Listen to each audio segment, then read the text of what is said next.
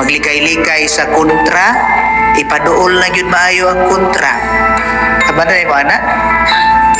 Dili ko anak kay kontra na sa ako. Sige lang ko pader, karon lang kay.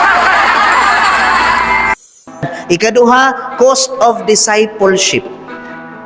Nagpahimang no ang Ginoo nga kung kita mohatag og commitment sa Ginoo dili sayon.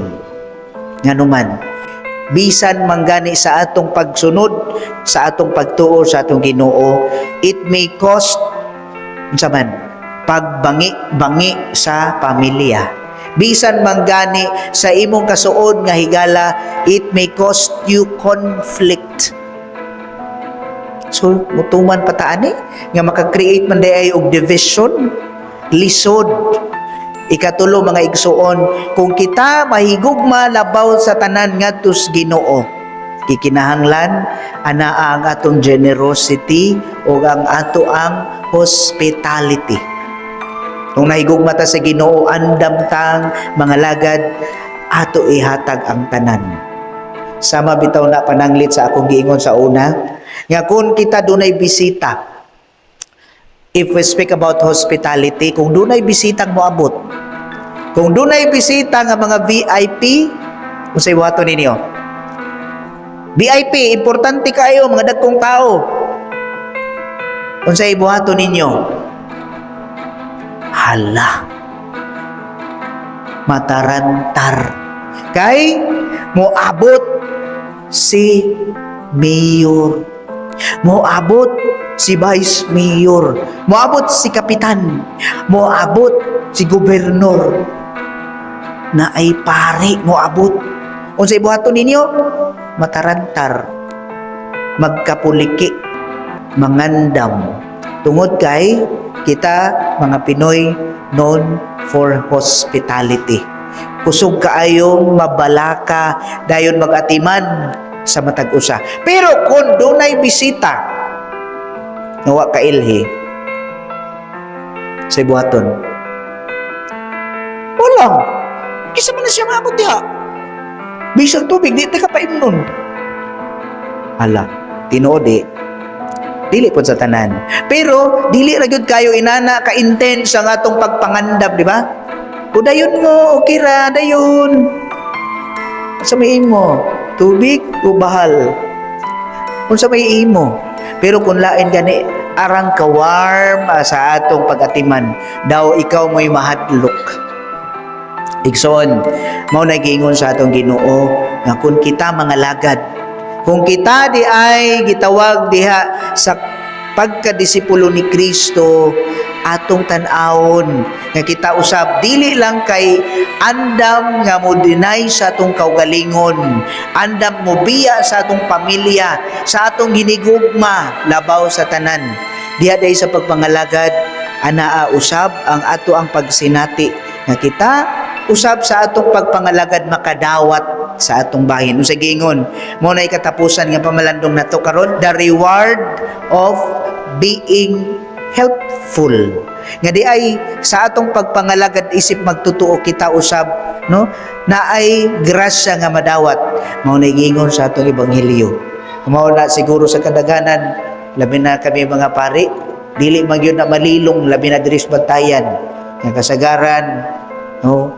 Mabuhong gayon sa pagkaon. Naay bisitang pari. Unsay buhaton? Pangandaman kung unsay paborito sa pari. Hasta ang pari dili na gyud ka baliban. Maglikay-likay sa kontra, ipaduol na gyud maayo ang kontra. Aba na mo anak? Dili ko anak kay kontra na sa ako. Sige lang gud pader, karon lang kay. Do you think it is wrong? No. Your intention is very good, di ba? Sige na gud pader, gilutuan baya gyud ka pader. Unya, sayop day na.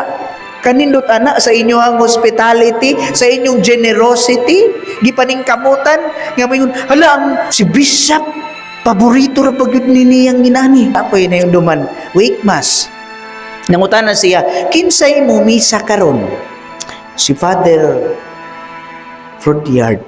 Giingnan siya, hala, ang iya ra ba ng paborito kay unsa toy giingon? Dili biko, lahi na. Naingon dito, ang iyang paborito kay lambay.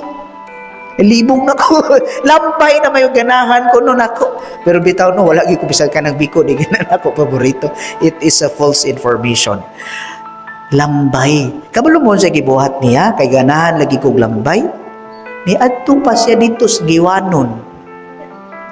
Nisakay pa gyud siya og motor kay haron makapangita og lambay nga tambok. Nagkisi-kisi siya kay hapit ng misa, giluto niya ang lambay, human sa misa giserve, Father, imong paborito, lambay. Unya, sa may buhaton niya, nako. Mingon ko, di ba na ako paborito? Hindi ko ganahan na. Ang bugiro rin, no? Kung sa kay bation ni mo kung ikaw mo inangandam. Pari ay yate, pari ani. Arte kayo, di mo kao. Sig-asa na kayo kung naabot. Naningkamot na mag-ikon, nagkapasok-pasok na kustambot sus motor. Nya karon gilutuan, dili di ay mukaon. Di ba? Sakto na di. Sakto. Unya, dili gina siya daotan. Kanindot sa inyong gibuhat, mo nagingon nga hospitality and generosity. But, kung dili ka unor sa pari, masakit imong kasing-kasing. What if wala ka gi-acknowledge sa tanan nga maayong gibuhat nimo? Normal, masakitan dito, uy. Di ba? Sakit. Naningkamot ba ko? Wala man niya gi-acknowledge. Lisod, mao ba na ang atong pahimangno karon? Nga, let us deny ourselves. Dili ni siya sayon. Mao ni ang pagtulunan, usa sa mga lisod nga pagtulunan sa atong Ginoo. Nga kung kita mga lagad, dili na uta ta kinahanglan dahigon pa.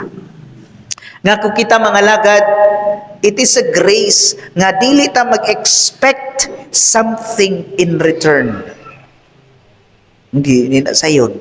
Lisod kaya na. Pero mga igsoon, ingon siya sa katapusan, kung kinsa kadtong nagtabang sa mga sumusunod kanako, gantihan gayon siya.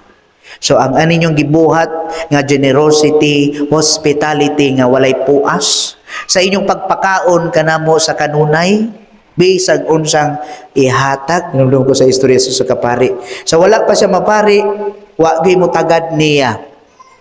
Magdulong na lang ta, maghandom siya makakaon in taon ko ana.